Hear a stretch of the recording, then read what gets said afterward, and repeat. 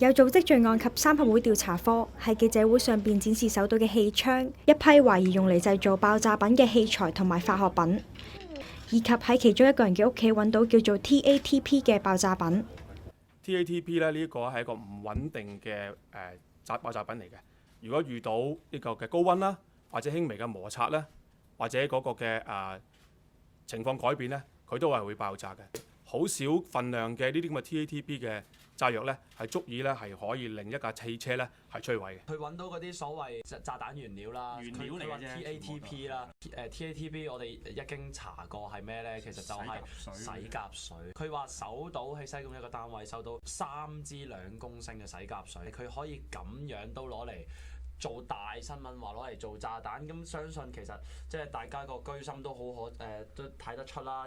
What do you think about when you think about nail polish remover? Most of us think about taking off our nail polish, but an ingredient in acetone-based nail polish can actually be used to make methamphetamine,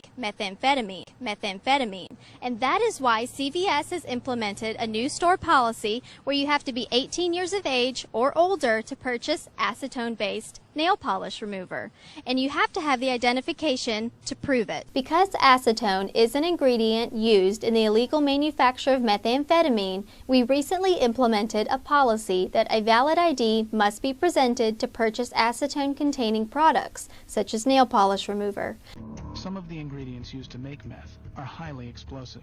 They're the same ingredients used to make bombs. Mike and his friends had no idea what they were getting themselves into. Ammonium nitrate is also the major component in the bomb used in Oklahoma City. And usually ammonium nitrate is mixed with some other chemicals to form an explosive compound. Well, if you overheat ammonium nitrate, it also becomes explosive. And during this process of heating the ammonium nitrate, it became overheated in Mr. Murphy's process, and that's what caused the explosion. So unknowingly to him, yes, he was creating a bomb, but what he thought he was creating was anhydrous ammonia.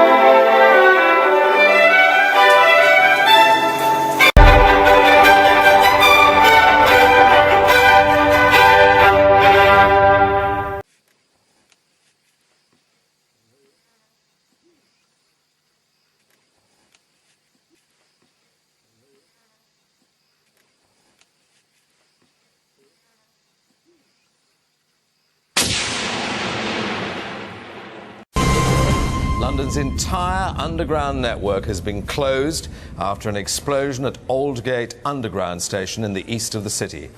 Thursday, July the 7th, 2005, in central London, the rush hour was nearly over when reports started hitting TV screens. King's Cross and Liverpool Street have been evacuated. The full story was even worse than initial reports suggested.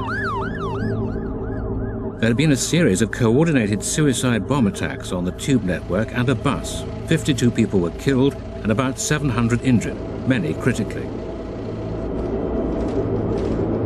There was just this explosion in carriage next door, and then there was just all this smoke and you couldn't breathe. London emergency teams had been rehearsing such a scenario many times. Now they had to put it into action. The transport network was closed down, and MI5 anti-terrorist officers and forensic scientists combined efforts to find who was behind the attacks. Forensic evidence confirmed that 4 men caught on CCTV had been close to the site of the explosions. They were all British subjects.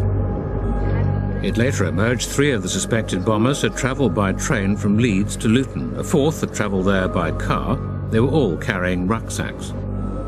When police later found and examined the car, they discovered it contained 2 more bombs packed with nails, primed and ready to detonate. From Luton, the 4 suspects boarded a Thameslink train and travelled to King's Cross. 3 of them had been caught on CCTV a week earlier rehearsing the trip. Here at Luton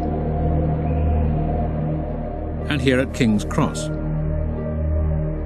At 8:30 on the 7th, they were again caught on CCTV at King's Cross. They disappeared into the station, and the bombs they were carrying exploded on the underground within a minute of each other. The first went off 8:51 on a Circle Line train approaching Liverpool Street. The next on a Circle Line train leaving Edgware Road. And the last on a Piccadilly Line train between King's Cross and Russell Square. At 9:47, a bomb on a number 30 bus in Tavistock Square exploded. This survivor was just a few yards from the blast on the train going to Russell Square. Everyone was screaming, I was screaming, I thought I was going to die. It was horrific.